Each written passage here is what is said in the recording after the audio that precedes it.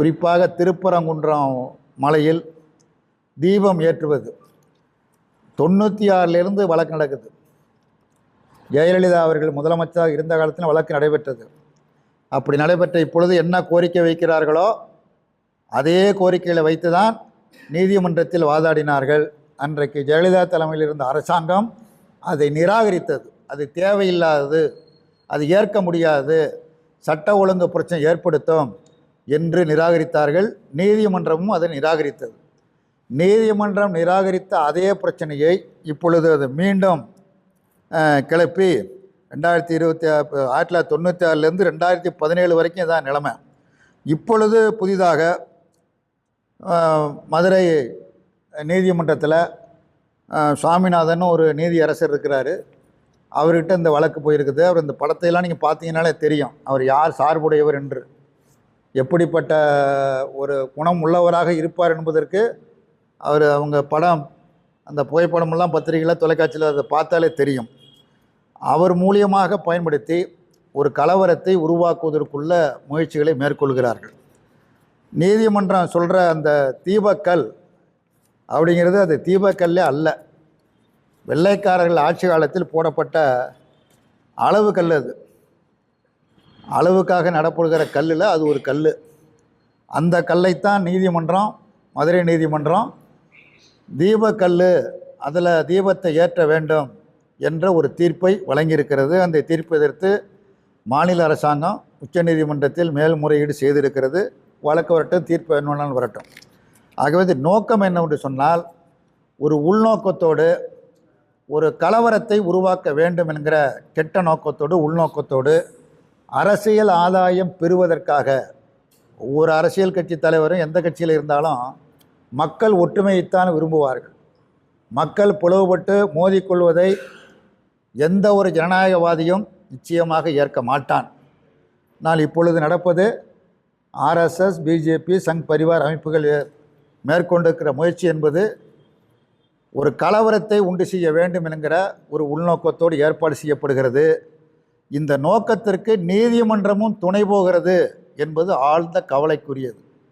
ஆகவே நீதிமன்றமும் RSS கும்பலும் இணைந்து மதுரையில் திருப்பரங்குன்றத்தில் ஒரு கழகத்தை உருவாக்குவதன் மூலமாக ஆட்சி மாற்றத்தை ஏற்படுத்தலாம் என முயற்சிகளை மேற்கொள்கிறார்கள். அந்த முயற்சி வெற்றி பெறாது என்பது மட்டுமல்ல, தமிழ்நாடு அரசாங்கம் மிக கவனமாக, மிக நிதானமாக அங்கே ஏற்படவிருந்த கழகத்தை ஒரு கட்டுக்குள் கொண்டு வந்து ஒரு அமைதியை நிலைநாட்டி இருப்பது முதல்வர் எடுத்த முயற்சி என்பது பாராட்டுக்குரிய முயற்சி. இத்தகைய கலவரங்களை பொதுமக்கள் யாரும் ஆதரிக்கக்கூடாது. ஜனநாயகத்தில் நம்பிக்கை உள்ளவர்கள், மக்கள் ஒற்றுமையில் நம்பிக்கை உள்ளவர்கள் இதை ஆதரிக்கக்கூடாது என்று இந்திய கம்யூனிஸ்ட் கட்சியின் சார்பில் கேட்டுக்கொள்கிறோம். அதே மாதிரி தமிழ்நாட்டில் ஒரு ஆளுநர் இருக்கார். ஆளுநர் எப்படிப்பட்டவர் என்பது எல்லோருக்கும் தெரியும். அவர் வந்த நாள் முதல் இந்த நாள் வரை தொடர்ச்சியாக ஒரு கலவர சூழலை உருவாக்குவதற்குள்ள எல்லா முயற்சிகளையும் மேற்கொள்கிறார். மார்க்ஸை பற்றி தப்பாக சொல்கிறாரு. மார்க்ஸை பற்றி தவறாக புரிந்து கொண்டு தவறாக சித்தரிக்கிறார். மார்க்சினுடைய கொள்கைகளை பின்பற்றுபவர்கள் நாட்டினுடைய கலாச்சாரத்தை சீரழித்து விட்டார்கள் என்று அவர் குறிப்பிடுகிறார். இப்படி பல்வேறு விதமான கருத்துக்களை அவர் தொடர்ந்து தெரிவித்து வருகிறார். சட்ட ஒழுங்கு பிரச்சனையை உருவாக்குவதற்கு என்னெல்லாம் செய்ய வேண்டுமோ அதையெல்லாம் செய்து கொண்டிருக்கிறார், தொடர்ந்து செய்து கொண்டிருக்கிறார். அதன் ஒரு பகுதியாக கோவையில் இருக்கக்கூடிய கொங்குநாடு கலை அறிவியல் கல்லூரி, அதாவது அரசு உதவி பெறும் நிறுவனம், அந்த நிறுவனத்தில் வருகிற 19, 20 ஆகிய 2 தேதிகளில் சரஸ்வதி நாகரிகம் எனும் தலைப்பில் ஒரு கருத்தரங்கம் ஏற்பாடு செய்யப்பட்டிருக்கிறது. இது முழுக்க முழுக்க பின்னால் இருந்து இயக்குவது RSS இயக்கத்தை சேர்ந்தவர்கள் செய்து கொண்டிருக்கிறார்கள். இந்த கருத்தரங்கில் ஆளுநர் கலந்து கொள்ளவிருக்கிறார், கலந்து கொண்டு உரையாற்ற இருக்கிறார். அவர் எப்படி உரையாற்றுவார் என்பது எல்லோருக்கும் தெரியும். ஆகவே இந்த அரசு உதவி பெறும் நிறுவனத்தில் இந்த நிகழ்ச்சி நடத்தக்கூடாது என கோவை மாவட்டத்தில் இருக்கிற அனைத்து கட்சிகளும் மாவட்ட ஆட்சித்தலைவரிடத்தில் ஏற்கனவே புகார் மனு கொடுத்திருக்கிறார்கள். ஆட்சித்தலைவர் நடவடிக்கை எடுப்பார் என்று எதிர்பார்க்கிறோம், நம்புகிறோம். மாநில அரசு எக்காரணத்தை கொண்டும் இந்த கருத்தரங்கை நடத்துவதற்கு அனுமதிக்கக்கூடாது என்று இந்திய கம்யூனிஸ்ட் கட்சியின் சார்பில் கேட்டுக்கொள்கிறோம். அவ்வாறு மீறி நடத்தப்பட்டால் அரசு அனுமதி அளித்து மாவட்ட நிர்வாகம் அனுமதித்து மீறி நடத்தப்பட்டால் அந்த கல்லூரியின் முன்பாக அனைத்து கட்சிகளின் சார்பில் முற்றுகை போராட்டம் நடைபெறும் என்பதையும் தெரிவித்துக் கொள்கிறோம்.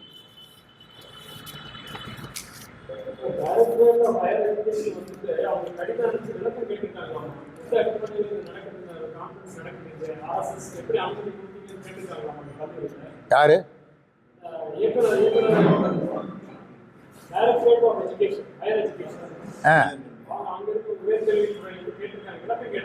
கேட்டிருக்காங்களா?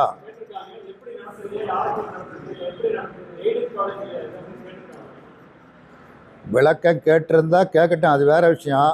நடத்துவதற்கு அனுமதிக்க கூடாது. அரசு இதை தடை செய்ய வேண்டும்.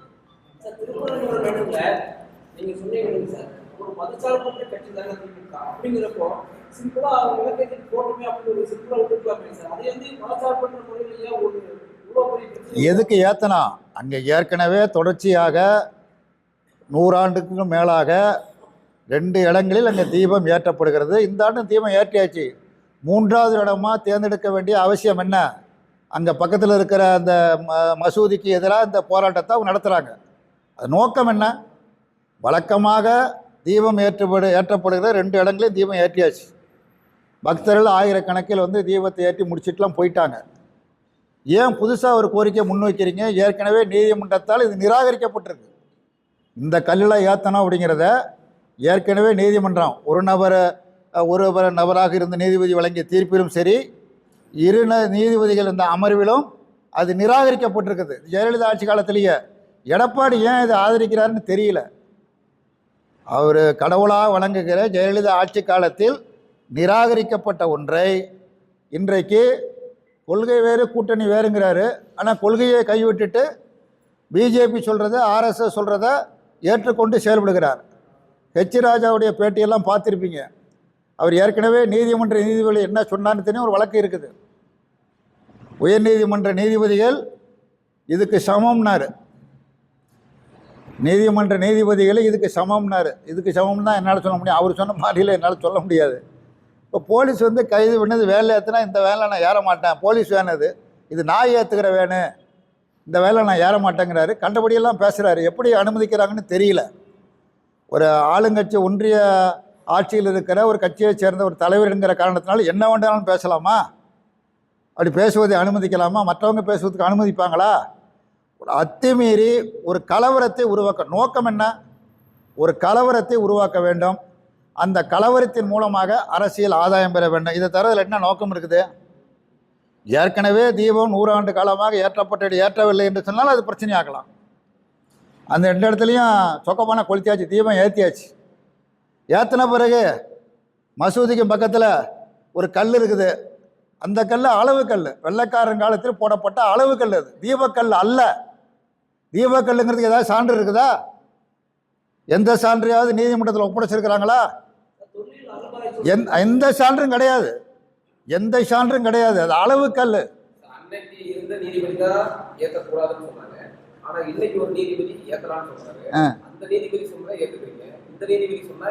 இல்லைங்க, நான் அந்த நீதிபதி சொல்றதை ஏற்றுக்கிறது இவர் ஏற்றுக்கிறது இல்லை.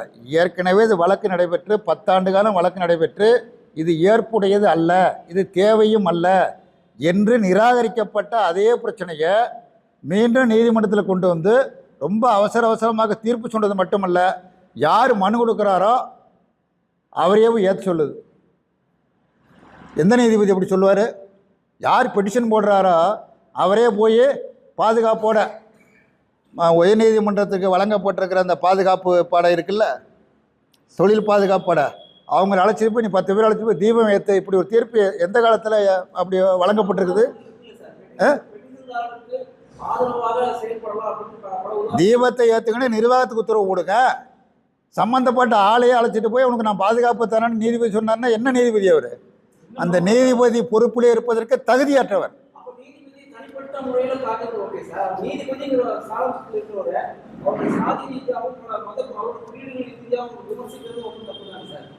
என்ன விமர்சனம் பண்றாங்க? தீர்ப்பை விமர்சிப்பதற்கு எல்லாருக்கும் உரிமை உண்டு. நீதிபதி விமர்சிக்கல, நீதிபதி தீர்ப்பை தான் விமர்சிக்கிறேன்.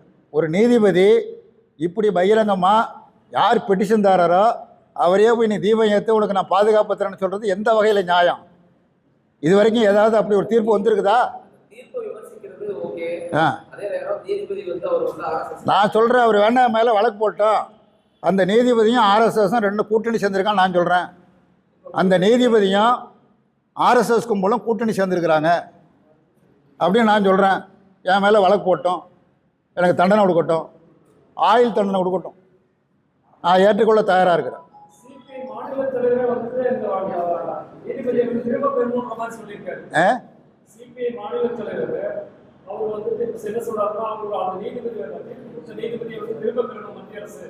அந்த நீதிபதியை நீதிபதியாக இருப்பதற்கு தகுதி இல்லை என்று நாங்கள் சொல்லுகிறோம். அவரை திரும்ப பெறணும்னு சொல்கிறோம். பார்லிமெண்ட்லேயும் அதுக்கான முயற்சிகள் மேற்கொள்ளப்படுகிறது. நீதிபதினா அவர் என்ன வேணாலும் தீர்ப்பு வழங்கலாமா?